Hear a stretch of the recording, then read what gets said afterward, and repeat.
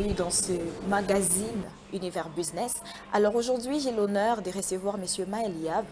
Il est PDG de Maël Store MHD et avec lui, nous allons parler de la diversification de services. Bonjour Monsieur Maël. Bonjour Madame. Et merci d'avoir répondu à notre invitation. Je vous remercie. Comme je l'ai dit dès longtemps, avec vous, nous allons parler de la diversification de services. Alors pouvez-vous, déjà pour commencer, pouvez-vous nous parler de votre expérience en tant qu'entrepreneur, surtout au lancement de plusieurs services simultanément?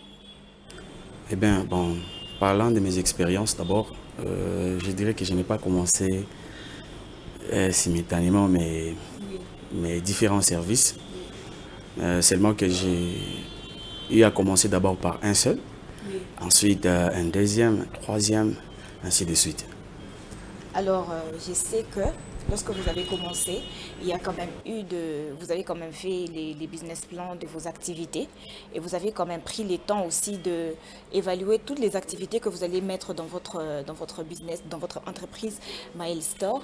Est-ce que vous avez quand même pris le temps de prioriser certaines activités par rapport aux autres? Si oui, quels sont les critères faudrait-il prendre en compte pour la priorisation? Merci. Oui, j'ai priorisé d'autres activités avant les autres. Pourquoi? Les budgets se diffèrent de chaque activité. Je donne l'exemple. Il y a ces activités qui demandent un budget de 10 000 $. Et en tant qu'un débutant en entrepreneuriat, je n'ai pas eu cette somme-là directement. Et directement, j'ai pensé à mettre d'abord en avance une activité qui ne va pas me demander beaucoup d'argent. Et je me suis lancé avec ça. Question de faire tourner d'abord cette activité. Et lorsque ça commence à rapporter, ça permet maintenant de financer l'autre activité. Alors, est-ce que vous avez quand même mis le temps de travailler? Je parle du business plan, de votre business plan. Vous avez quand même établi un programme ou je ne sais pas, les différentes activités qu'il y aura dans votre entreprise dès l'avance, ou c'est sur les champs même quand vous êtes lancé avec le premier, par exemple, je parle par exemple de l'habillement, et vous avez dit ensuite qu'il ne faudrait pas seulement rester dans l'habillement, il faudrait un peu diversifier le secteur. Bon, j'ai commencé il y a très longtemps. J'ai commencé il y a très longtemps à écrire mes projets. J'ai un agenda vraiment. D'ailleurs, je n'ai pas même un agenda, j'ai beaucoup d'agendas. Ou parfois, quand j'ai l'inspiration d'un projet, j'écris d'abord sans connaître quand est-ce que je peux le réaliser. Et donc, c'est comme ça. J'écris souvent, j'ai beaucoup de projets. Et par là, j'ai choisi, je commence avec lequel. Et après quoi, ça sera un autre projet. Alors, nous cherchons à savoir, ça sera un autre projet. Jusque-là, je n'ai pas encore été satisfaite de la réponse. Alors, Monsieur Maël, il y a des gens qui nous suivent là, puisque déjà, vous générez plusieurs services dans votre entreprise. Alors, peut-être eux aussi, ils ont des ambitions, ils ont des rêves, ils ont des objectifs de peut-être fonder aussi une entreprise avec plusieurs services. Maintenant, est-ce qu'il faudrait prioriser celle qui va plus nous donner les capitales pour commencer avec les autres, ou on peut partir, par exemple, d'une expérience, d'une compétence quelconque? Bon, pas d'abord prioriser ce qui va nous donner un capital pour financer les autres ou dire que ce qui va nous rapporter plus, non. D'abord, commencer avec ce que vous avez en main. Disons comme moyen, d'abord, pour démarrer une activité. Parce que, je donne l'exemple, vous avez deux projets. L'un demande 5 000, l'un demande 20 000. Alors, sur quoi vous allez commencer? On commence par celui qui va demander 5 000. Voilà.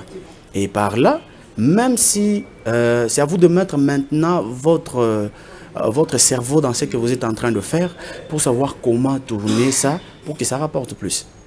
Oui. Alors, vous avez parlé aussi de financement. Donc, si vous avez de projets, il faut d'abord commencer par celui qui a le moindre coût.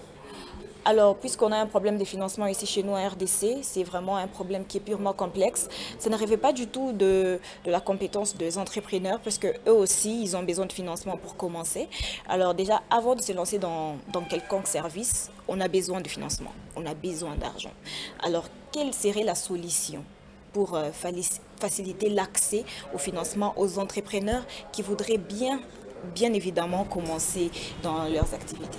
Bon, d'abord, connaissant les réalités de notre pays, en tout cas, si on doit attendre le financement de la part de notre gouvernement, c'est qu'on sera bloqué. On ne saura pas avancer et attendre. Et d'ailleurs, je crois que il n'y a pas très longtemps que j'ai vu le président de la République lancer ces projets-là de soutenir les entrepreneurs, de les financer. Mais c'est un projet qui n'est pas encore mis sur pied. Et d'ailleurs, il y a ceux-là qui aiment ça, il y a ceux-là aussi qui n'aiment pas ça. Et alors, on ne peut pas attendre le gouvernement. Ce qu'on doit faire, c'est vouloir d'abord commencer par se trouver une activité ou un projet qui ne va pas trop vous demander, qui va vous permettre de commencer quelque part. Parce que la plupart des personnes, il est vrai qu'ils réclament un financement de notre gouvernement, mais si vous entrez en réalité, ou soit vous rapprochez de ces personnes, vous cherchez à connaître c'est quoi leur business plan. Et vous trouverez beaucoup de personnes n'ont pas de business plan. Ils vous diront seulement que, par exemple, j'ai un projet d'ouvrir une boutique. Et si vous voulez entrer en détail de ce qu'il a déjà planifié comme service, les détails de chaque chose, il n'a pas encore fait ça. Il ne s'est pas encore préparé pour ça. Et il attend qu'il y ait l'argent sur table pour qu'il commence maintenant à planifier ça. C'est ça. Est-ce une erreur de commencer avec l'argent ou il faut toujours passer par un business plan? D'abord, ce n'est pas, je dirais comme on m'a toujours dit, ce n'est pas l'argent qui fait le projet. C'est le projet qui fait l'argent. Donc, c'est-à-dire, on commence toujours par un projet. Parce que lorsqu'on a les financements et qu'on n'a pas encore fait des projets, c'est-à-dire, on va orienter cet argent dans d'autres choses. Et c'est pourquoi, dans nos milieux où nous vivons, nous voyons certaines personnes, lorsqu'ils reçoivent, je ne sais pas, n'importe quelle somme d'argent, ils changent de vision, ils commencent à faire autre chose. Pourquoi? Parce qu'ils n'avaient qu'une idée. Moi, on m'a appris, lorsque le projet n'est pas encore écrit, c'est-à-dire, ce ne sont que des idées qui restent encore dans la tête. Ce qui fait que ce soit vraiment un projet, il faut écrire, il faut développer. C'est ça.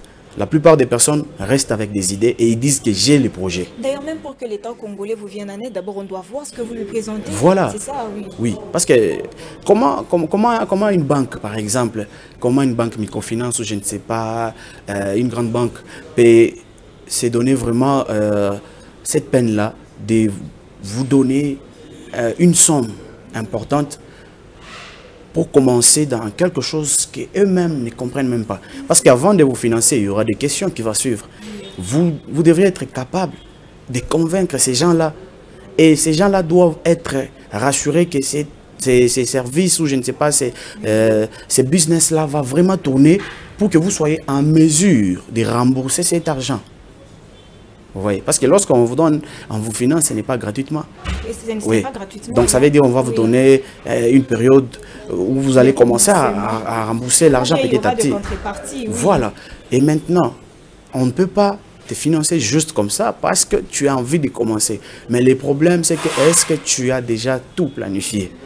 Et si par exemple, il y a des blocages quelque part, c'est quoi le plan B?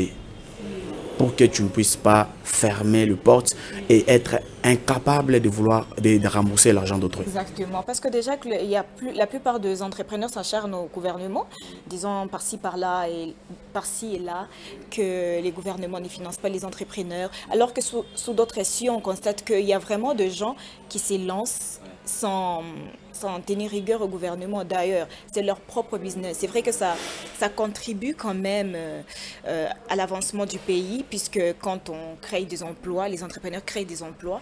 Il y a aussi ce qu'on appelle, ils réduisent les taux de chômage, puisqu'ils engagent aussi. Alors peut-être ça serait un ajout, comme vous avez dit, de commencer d'abord, d'avoir d'abord des plans, et puis... en fait, et puis après, c'est les gouvernements qui pourraient vous tenir main forte. Alors déjà, il faudrait quand même gérer la diversification de compétences et d'expertise nécessaires dans chaque activité. Quelle doit être la vision globale qui lie ces différents services? Bon, je parle de services, par exemple, comme vous avez plusieurs services dans votre entreprise, alors quelle doit être la vision globale, la vision générale qui lie ces différents services-là? Est-ce qu'il faudrait juste partir de, voilà, je constater un besoin et je voudrais que dans mon entreprise, qu'il y ait, par exemple, l'agriculture, et puis après on va dans l'élevage, on va dans l'habillement, où il faudrait quand même regrouper un secteur qui nous permettra de bien travailler et de bien gérer en fait. Tout dépend des services. Tous les services ne sont pas les mêmes. Et ça s'opère aussi dans différents secteurs. Je donne l'exemple comme dans les secteurs d'habillement. C'est que il faut savoir comment s'y prendre. Et il y a beaucoup de types d'habillement. Et chacun fait avec ce qu'il voit. Et il faut d'abord être une personne qui sait d'abord inspecter les milieux, connaître le besoin des gens. Parce que quelque part, nous avons toujours un besoin. La population a toujours besoin de quelque chose. Et naturellement, l'homme aime qu'on lui facilite les choses. Je donne l'exemple. Nous étions ici dans la ville de Lubumbashi à une certaine époque. Vous avez remarqué ici au centre-ville, il n'y avait pas le magasin Dulong. Il n'y en avait pas. Alors, comment, et d'ailleurs j'ai appris lorsque j'ai fait mes recherches, j'ai appris que c'est une dame. Ouais. Comment elle a pu comprendre que les Congolais ou le Louchois, il avait du mal, surtout les hommes d'abord, parce qu'elle avait commencé par les vêtements des hommes. Comment elle a compris qu'un homme a beaucoup de difficultés d'aller au marché pour trouver des vêtements friperies. Exactement. Surtout aussi le problème du complexe. Oui. Ça, c'était naturel en fait. On avait ces problèmes nous les hommes. Et elle est venue donner la solution en fait. Elle a dit au centre-ville, au lieu de forcer les hommes à aller toujours au marché, et très souvent celles qui vendent au marché, ce ne sont que des mamans. Exactement. Vous imaginez par exemple, j'ai besoin d'acheter des sous-vêtements, des friperies, parfois je me gêne, comment je peux choisir et tout.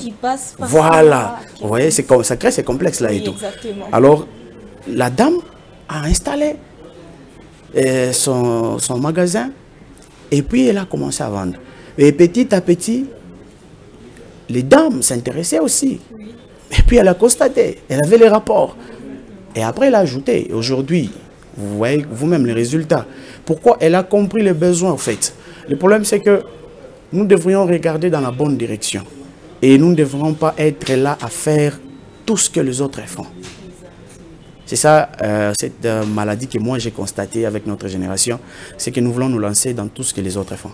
Si seulement ça marche avec X, moi aussi je dois me lancer seulement dans ça. Il faudrait avoir une vision de ce qu'on fait et de ce qu'on veut faire d'ailleurs. Oui, parce que vous ne pouvez pas vous lancer dans quelque chose bêtement comme ça. À moins, je comprends des personnes qui cherchent juste à avoir l'argent pour manger.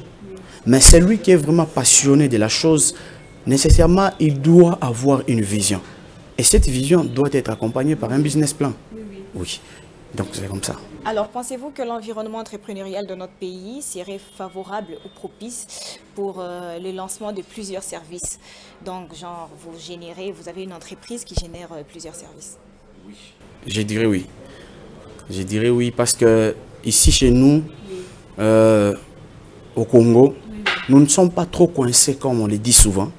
Nous ne sommes pas trop coincés. C'est vrai, il y a des taxes, c'est normal. Et parfois, il y a d'autres taxes un peu exagérées, oui. Mais nous ne sommes pas trop coincés pour commencer un business.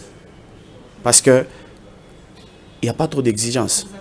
J'ai appris dans d'autres pays, avant de commencer quelque chose, avant de vouloir d'abord commencer, c'est qu'il faut commencer d'abord par les documents. Ici chez nous, au Congo, nous connaissons beaucoup de personnes qui commencent sans documents. Et la personne n'est pas dérangée par l'État. La personne n'est pas dérangée, mais il y a des taxes qui s'en suivent. Oui, bien sûr. Non, ça c'est normal. Si vous êtes un citoyen, vous commencez un business, vous trouvez de l'argent, nécessairement vous devez payer les taxes.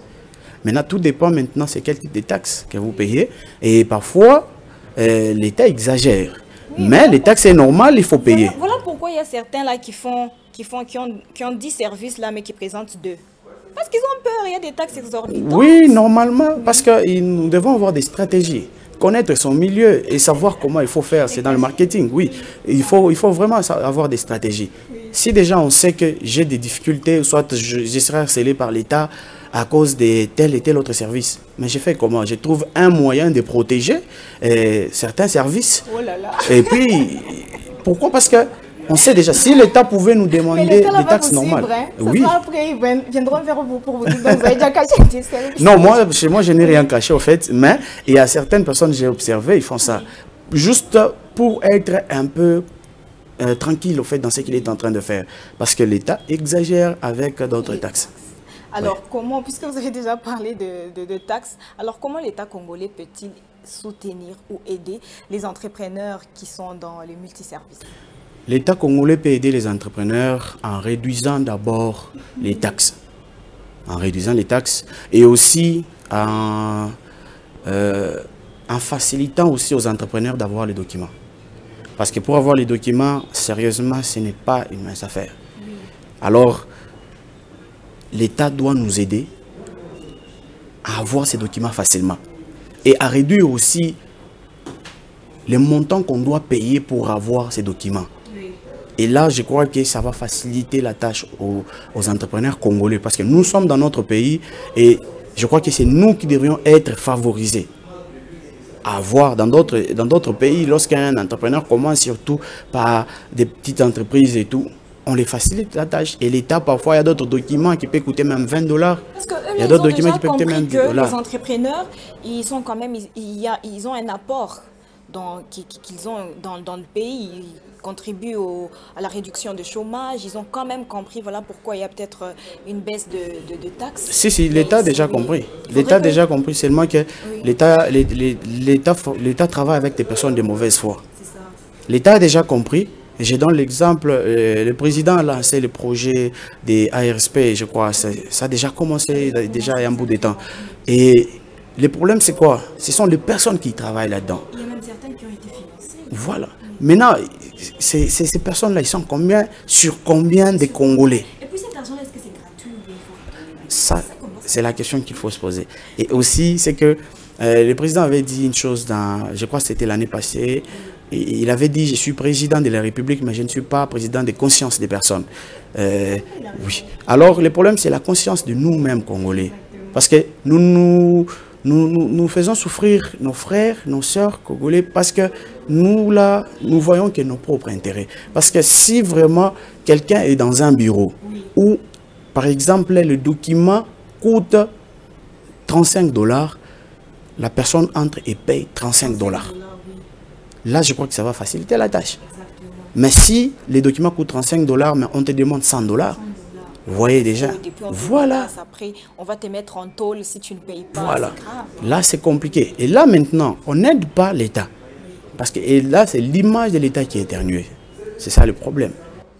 Alors, est-ce que le manque de soutien financier de l'État constitue-t-il un frein majeur à l'entrepreneuriat? Non. Non. Je ne dirais pas ça. Mais il y a ceux qui crient là. Nous avons des responsabilités. Oui. Nous avons des responsabilités. Oui. Je donne l'exemple. Oui. Nous avons grandi. Oui. Les parents sortent l'argent, ils t'envoient à l'école. C'est pour étudier. Oui. Pour que tu sois quelqu'un dans la vie. Et arrivé à l'école, tu fais les gangsters. Oui. Tu n'entres pas en cours.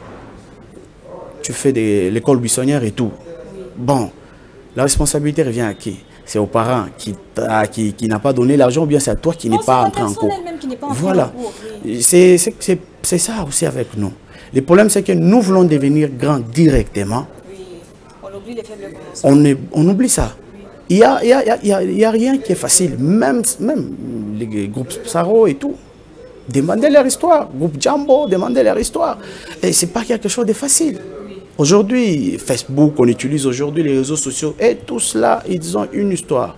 Ils ont commencé par quelque chose. Alors, le problème, c'est que nous ne voulons pas commencer par quelque chose. Nous voulons directement que ça commence à payer des millions. Moi, j'ai appris beaucoup des entrepreneurs ici, aujourd'hui, qui réussissent. Ils ont une histoire compliquée. Il te dit que j'ai commencé par ça. Regardez Moulikap aujourd'hui. Moulikap a commencé par quoi exactement? Et regardez aujourd'hui. Et ça l'a pris combien d'années? Même pas d'abord un bus, il a commencé par la vente de carburant. Oui, et puis après c'est un bus, et puis après ça... Et aussi par la vente de carburant, il n'avait pas directement une citation. Non. il a commencé, je ne sais pas, à vendre les carburants comme... on les appelle comment? Les gens qui vendent avec des bidons là, au bord de la route. Les Kadhafi. Nous avons oublié les... Voilà, les Kadhafi. D'accord. Peut-être il a commencé par là. Oui. Et après, il a voulu... Parce qu'il était passionné dans ce qu'il voulait faire. Le problème, c'est que nous cherchons un gagne-pain, mais nous ne voulons pas réellement devenir un entrepreneur.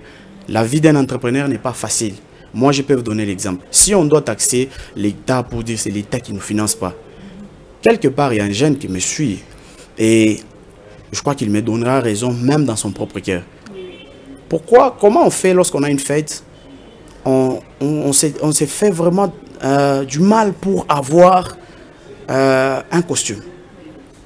Juste pour aller paraître devant les gens. J'achète un costume. Et d'ailleurs, je ne vais pas me contenter d'acheter un costume de 50 $. Je vais vouloir acheter ce qui coûte cher, avec une marque bien connue et tout, des chaussures et tout. Je peux être habillé, mais lorsqu'on cherche à connaître le prix, peut-être je dépense même quelque chose de 500 $ sur moi-même. Mais est-ce que 500 $ ne peut pas commencer une entreprise? Même 100 $, ça commence une entreprise. Voilà. Moi, je me rappelle une fois, j'ai commencé avec 40 $. Excusez-moi, je ne suis pas entrepreneur. Voilà. Oui. Mais si on doit vraiment regarder les choses dans ce sens-là, sérieusement, les jeunes, nous sommes distraits quelque part. On se donne du mal à autre chose. J'ai vu, lorsqu'il y a eu la sortie de l'iPhone, toutes les séries des iPhones. Oui. Bon, les gens se sont démenés pour avoir un iPhone. Si quelqu'un peut économiser 10 $, 20 $, 30 $, 40 $, juste pour s'acheter un iPhone. Bon, sérieusement, d'abord, comment on manque à s'organiser, à économiser pour commencer une entreprise? C'est ça le problème. Nous sommes distraits. Nous voulons plus paraître, mais nous ne voulons pas travailler pour paraître. Nous ne voulons pas travailler pour paraître. Parce que il a fallu, votre chaîne de télévision, ça a été l'idée du propriétaire. Et vous ne savez pas comment il a commencé. Je ne sais pas, peut-être s'il a déjà eu le temps de vous expliquer comment il a commencé et tout. Ce n'est pas parce qu'il avait l'argent, non. Et même s'il avait l'argent, il n'avait pas tout fait le même jour. Même Dieu lui-même, en créant le monde, il n'a pas tout fait le même jour. Oui. Pourquoi Dieu a pris? Mais il avait le pouvoir de faire tout le même jour. Mais il a pris le temps de faire chaque chose à son temps. Et c'est comme ça le problème. Nous sommes des jeunes, nous voulons entreprendre dans quelque chose et tout. Nous devrions aussi investir. L'investissement, c'est par là que les jeunes Congolais fouillent. Nous fouillons. On veut que les autres investissent voilà. à notre place et puis nous on vient jouer. Et c'est ça même. C'est ça même le problème. Parce qu'on ne connaît pas la souffrance là, on dirait. Voilà. Regardez les jeunes qu'on a légués des héritages. Alors, M. Maël, nous chutons déjà. Quel conseil donneriez-vous à tous ces jeunes qui vous suivent en ces nets moments? Le conseil que je peux donner, c'est que mes frères congolais, mes sœurs congolais, je dirais quoi? De commencer par quelque chose. Acceptons de faire comme si nous sommes en train de perdre. Mais essayons de penser à l'avenir et rester aussi ambitieux. Parce que quelqu'un qui reste vraiment ambitieux, il finit toujours par avoir ce qu'il cherche. Ça, c'est très important. Lorsqu'on se lance dans l'entrepreneuriat, regardons pas d'abord tel doit m'aider, tel ne m'a pas aidé. C'est que tu te dis, tu es seul. Et je dois faire. Parce que c'est ta vision. C'est toi le porteur de la vision. Tu dois faire en sorte à ce que la vision soit mise sur pied. Alors je me bats avec le moyen de bord. Je me donne autant de discipline parce que nul ne réussit sans discipline. On se discipline côté finance, on se discipline côté dépenses. Je sais ce que je dois dépenser, ce que je ne peux pas dépenser.